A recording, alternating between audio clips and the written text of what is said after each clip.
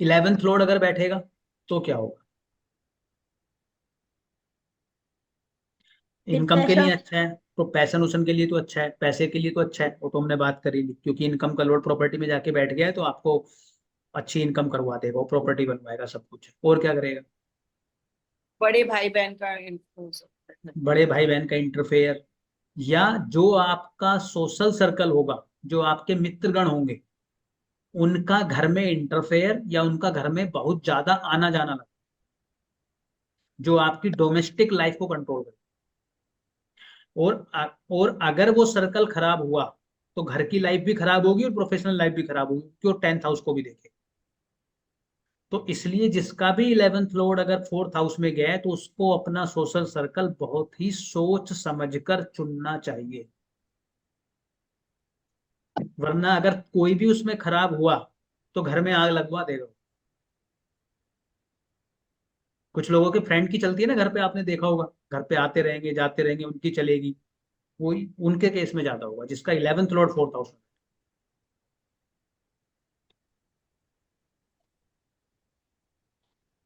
पैसे के रूप में कैसे देखेंगे? ऐसे के रूम में तो बढ़िया है, खूब पैसा आएगा, प्रॉपर्टी बनेगी, प्रॉपर्टी से इनकम होगी, रेंटल इनकम आएगी। Rental income? हम्म। इनकम का लोड प्रॉपर्टी के घर में बैठा है ना जाके। हम्म। 12th लॉर्ड अगर 4th हाउस में बैठेगा तो क्या होगा? ट्रैवलिंग से मन का सुख मिलेगा। फॉरेन सेटलमेंट के बहुत स्ट्रॉन्ग चांस है, घर घर से दूर जाके आपका सेटलमेंट होगा। और अगर घर के पास रहोगे तो आपको परेशानियों का सामना करना पड़ेगा, मानसिक सुख नहीं मिलेगा आपको नेटिव प्लेस पर, आपको दूर जाना पड़ेगा। नेटिव प्लेस से ना? हाँ, नेटिव प्लेस से। और मेडिटेशन अगर आप करते हैं तो आपको मानसिक सुख जरूर मिलेगा, क्योंकि 12th हाउस मेडिटेशन में। मेडिटेशन या योगा अगर कुछ भी करते हैं तो आपके घर के माहौल के लिए, आपके मानसिक सुख के लिए, आपको मनोस्थिति के लिए बहुत बढ़िया। अगर नहीं करोगे तो व्यय का घर है, वो घर के चीजों में व्यय करता रहेगा, आपके मन के सुकून को भी उड़ाता रहेगा, आपके घर की लाइफ को भी खराब करता रहेगा। अगर 12th हाउस से जुड़ा हुआ कार्य अगर आप नहीं कर रहे हैं उस केस में, अगर 12th हाउस से जुड़ के कोई कार्य कर रहे हैं, आप मेडिटेशन कर रहे हैं, आप योगा कर रहे हैं, आप ट्रैवलिंग कर रहे हैं, आप फॉरेन में सेटल हो गए हैं, आप घर से बहुत दूर चले गए, उस केस में वो गड़बड़ नहीं करें। और तो चूंकि रमन का आपके ये है क्या sir? Twelfth a, Lord in fourth house. वो देख लेंगे अभी, नहीं उसके हम्म। फॉरेन से और भी बहुत सारे योग होते हैं फॉरेन से, देख लेंगे अभी कुंडली लगा के। हम्म। और जी, और बताओ अब इसमें क्या बचा हमारा 4th हाउस में, राहु और केतु। अगर नहीं, राहु होगा तो क्या होगा? ग्रह रहते हैं वो नहीं बताया, फोर्थ यानी में थोड़ा ग्रह। मतलब थोड़ा प्रॉब्लम करेगा, कलेश करेगा। हाँ, आपने सिर्फ लोड बताए हैं, फोर्थ में ग्रह बैठने का नहीं बताया। हाँ ग्रह भी उसी से हिसाब से आप कंसिडर करो ना। कैसे? बोलो कौन सा प्लान, पहले इसको राहु को समझ लो। अगर आपने राहु को बैठाया तो राहु जब हमने डिस्कस किया था तब भी उसमें किया था, तो आप उसको भी रेफर कर लेना, फिर भी कुछ लाइनों में मैं उसको बता रहा हूँ। राहु आपका पराक्रम है, राहु आपको वो एनर्जी है जो आपको मेहनत करवाती है और किसी भी बाउंड्री से बाहर जाके करती है। अगर आप उसको घर में डाल दोगे तो वो घर पे या तो अपनी एनर्जी दिखाएगा या जरूरत से ज्यादा वो आलसी हो जाएगा और हमेशा हर काम इतनी लग्जरी चाहेगा वो। मतलब आपने राहु को जो एक कर्म करने के लिए आया था वो आपने 4th हाउस में डाल सुला दिया, आपने राहु को वेस्ट कर दिया। और वो घर का माहौल खराब करेगा, और इतना खराब करेगा आपका मानसिक सुख, इतना खराब करेगा, इतना खराब करेगा, एक समय के बाद आप उन चीजों से ऊपर उठ जाओगे और आपको किसी प्रकार का कोई फर्क नहीं पड़ेगा। और ऐसे व्यक्ति से आप ये सीख सकते हो, समझ सकते हो कि मानसिक सुख की प्राप्ति कैसे हो। ढीठ हो जाएगा ये, फिर इस पे कोई चीज असर नहीं करेगी, कुछ भी होता मतलब रहेगा। राहु आपकी मानसिक स्थिति, मानसिक सुख को छीन लेगा। बिल्कुल खराब कर देगा, इतना तोड़ेगा, इतना तोड़ेगा, इतना तोड़ेगा कि जब तक आप उससे ऊपर नहीं उठ जाओगे तब तक टूटता रहेगा। जिस दिन उठ जाओगे उस दिन ठीक हो जाएगा।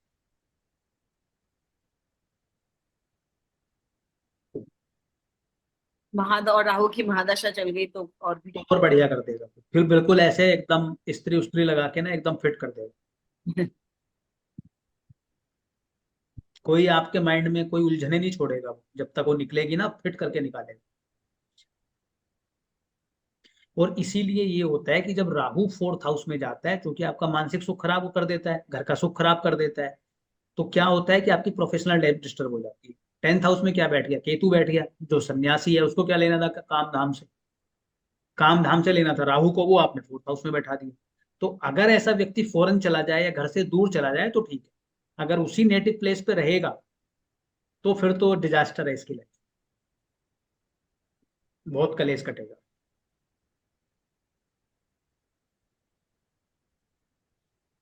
केतु अगर बैठेगा तो घर पे मन नहीं लगेगा, घर में साधु की तरह, प्रोफेशनल लाइफ के लिए बेस्ट है।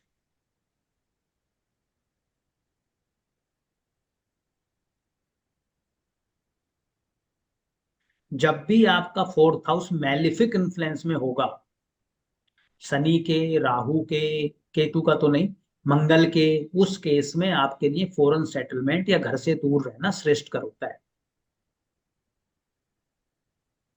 क्योंकि मंगल क्या है, मंगल फाइटर है, फायर एलिमेंट है, वो वैसे झगड़ालू भी है मंगल, तो वैसे घर का माहौल खराब करता है। भले से जो हम मान लो कि जैसे जया जी कुंडली में भी है, फिफ्थ लॉर्ड भी है, तो वो पढ़ने में तो आपको मानसिक सुख देगा, वो तो उसकी एक क्वालिटी होगी क्योंकि फिफ्थ लॉर्ड होके बैठा है, लेकिन उसका खुद का कारक तत्व भी तो है, तो घर में वो फाइटिंग भी करवाता रहेगा, झगड़े भी करवाता रहेगा, हाँ क्योंकि वो कुछ अपना ना नेचर कुछ। नहीं, अपने नेचर नहीं छोड़ेगा मंगल। सर मांगलिक भी है वो तो वहां पे बैठे, हाँ मांगलिक, इसीलिए वो मांगलिक हम उसको बोल रहे हैं, थोड़ा क्योंकि घर में प्रॉब्लम। कलेश करवा रहा है, झगड़े करवा रहा है। या फिर घर में कुछ ऐसा हो कि आपके घर में कुछ स्पोर्ट्स की एक्टिविटी होती रहे, ये भी करवा सकता है। तो अगर कुछ स्पोर्ट्स की एक्टिविटी रहेगी तो उतनी प्रॉब्लम नहीं करेगा, अदरवाइज जो घर क्या में बोला आपने? मंगल, शनि। मंगल, शनि, राहु, अगर ये मैलिफिक प्लेनेट आपके फोर्थ हाउस में होते हैं तो घर से दूर रहना ही बेहतर होता है, क्योंकि इनका नेचर जो है ना वो मैलिफिक नेचर है, इनका खुद का जो नेचर है वो मैलिफिक है।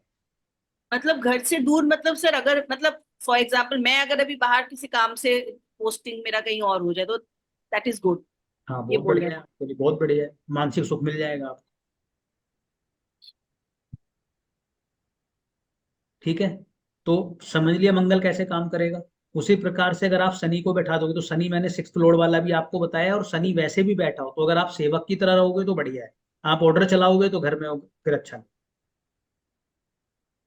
और दूसरा ये भी है कि शनि चूंकि ऐसा प्लेनेट है, वो भी आपके मानसिक सुख के लिए बहुत अच्छा प्लेनेट नहीं है।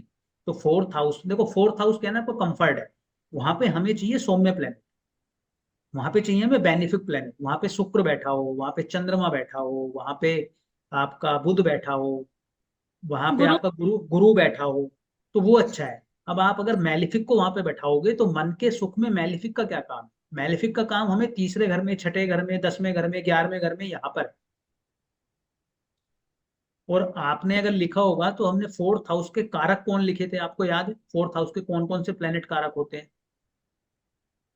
शुक्र और चंद्रमा। चंद्रमा, शुक्र और चंद्रमा। तो क्यों कारक है? क्योंकि आप फोर्थ हाउस में रात को जाके सोते हो, दिन में टेंथ हाउस में काम करते हो, तो वहां पे आपको काम करने वाला प्लेनेट नहीं चाहिए, वहां पे आपको चाहिए कंफर्ट देने वाला प्लेनेट। चंद्रमा क्या है, चंद्रमा माता है, चंद्रमा रानी भी है, चंद्रमा आपका खान पान भी है, तो फोर्थ हाउस में उसकी प्लेसमेंट बढ़िया है आपके लिए। आपका गुरु है, तो गुरु भी बढ़िया है आपके लिए फोर्थ हाउस में।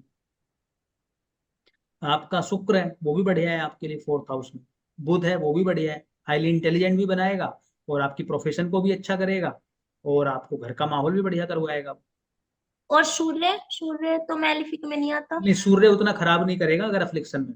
सूर्य क्रूर है, थोड़ा सा डिस्टरबेंस ला सकता है, लेकिन वो बहुत ज्यादा कुछ नहीं करेगा। हाँ अगर अफ्लिक्शन में हुआ, मतलब और कोई एक दो दृष्टि आ गई फिर तो खराब हो। या जैसे मान लो राहु के साथ बैठ गया, शनि के साथ बैठ गया, तो वो फिर खराब हो सूर्य और की केतु इन दृष्टि हो। हाउस 4 क्या करेगा? जाएगा। हाँ जी, केतु इन हाउस 4 आपने कहा कि केतु अगर अम, फोर्थ हाउस में होगा तो घर में साधु की तरह रहेगा, घर में उसका कोई ज्यादा मन नहीं लगेगा, ना ज्यादा बोलेगा वो किसी से, अच्छा। अपना दिन भर काम करके आएगा, चुपचाप अपना खाएगा पिएगा सो जाएगा, जो थोड़ा बहुत काम करना है वो कर लेगा, That's it। घर से बाहर निकलती वो एकदम एक्टिव हो जाएगा, घर में आके वो एक्टिव नहीं रहेगा, घर में तो रह के वो साधु की तरह रहेगा। अच्छा, फोर्थ हाउस पे दृष्टियां भी ऐसे ही काम करेंगी? दृष्टियां भी सेम काउंट करनी है, मम्मा सेम। हाँ, पेस्ट कंट्रोल के लिए आया है। इसका नंबर हटा दो। मान लो 12th लॉर्ड पेस्ट आपका कंट्रोल 10th हाउस से में है, बैठा है, बोलो उसकी पहले दृष्टि तो आपके छोड़ 4th दो। हाउस में आ गई पापा है। से पूछ लो। आवाज नहीं आ रही। मान लो 12th लॉर्ड आपका 12th लॉर्ड आपका 10th हाउस में बैठा है, तो वो दृष्टि किस पे डाल रहा है? 4th हाउस पे। तो आप इसको हम्म। ऐसे ही काउंट करोगे जैसे आपका 12th लॉर्ड 4th हाउस में बैठा मान लो 9th लॉर्ड 4th में बैठा कोई शुभ प्लेनेट, तो उसका सामने 4th हाउस पे जाएगा तो अच्छा हो गया। है। 9th लॉर्ड अगर आपके 10th हाउस में बैठा है, वो आपके 4th हाउस को देख रहा है, तो बढ़िया होगा, बिल्कुल बढ़िया होगा। रेट्रोग्रेड सैटर्न का क्या इफेक्ट होता है सर? कोई भी सब प्लेनेट जब रेट्रो होता है तो वो बली हो जाता है। रेट्रो होने का हम्म, मतलब ये होता है कि प्लेनेट पृथ्वी के पास आ गया, सूर्य से दूर हाँ चला गया। स्ट्रांग होगी। जब भी कोई प्लेनेट बली होगा तो उसके जो कारक तत्व हैं वो ज्यादा एक्टिव हो जाएंगे इंडिविजुअल्स के ऊपर। अब अगर आपका शनि नेगेटिव चल रहा है तो वो ज्यादा नेगेटिव हो जाएगा। अगर पॉजिटिव चल रहा था तो उसने अगर पिछले अपने 1 1.5 2 साल के अगर अपने ट्रांजिट में आपको वो चीजें नहीं दी जो आप चाह रहे थे, वो आपको दे देगा। हम्म, बात समझे? किसी का मान लो 10th हाउस में चल रहा था पिछले 2 साल से, और अब फिर रेट्रो हो गया है, और उसका कोई प्रमोशन नहीं हुआ है, या 10th हाउस में कुछ अच्छा नहीं हुआ है, तो अब जो रेट्रो हुआ है वो करवा दे। अच्छा ओके। या 11th हाउस में है तो कोई आपकी इच्छा पूर्ति करवा देगा या आपकी इनकम बढ़वा देगा। लेकिन अगर मतलब रेट्रो इज गुड हाँ, मतलब लेकिन डिपेंडिंग ऑन द हाउस, नहीं नहीं नहीं depending on the I. House, depending on the house. चंद्रमा से किस पोजीशन पे चल रहा है। लेकिन अगर वही मान लो किसी नेगेटिव हाउस में चल रहा है और उस घर से जुड़ा हुआ आप कोई कार्य भी नहीं कर रहे हैं, तो फिर ये प्रॉब्लम है कि अब वो प्रॉब्लम लेके आएगा, अब अच्छा नहीं करेगा। जैसे आपने ये रेट्रो हुआ और आपने कब से स्टार्ट किया है आपने वास्तु? 29 तारीख के बाद कि पहले?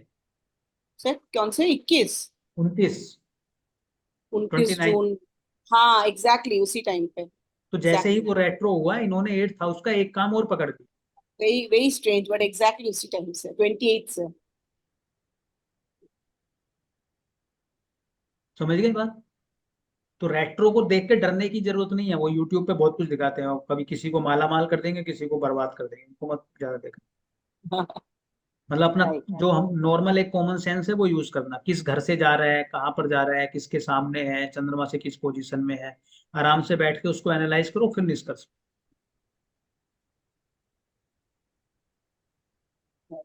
किसी के सेकंड हाउस में जा रहा होगा तो फाइनेंस अच्छा कर देगा, अगर नहीं पीछे से किया है तो। अगर कोई और नेगेटिव इन्वॉल्वमेंट नहीं होगा, कुछ नेगेटिव इन्वॉल्वमेंट में होगा तो अगर सेविंग कुछ बची हुई है तो उसको भी उड़ा देगा।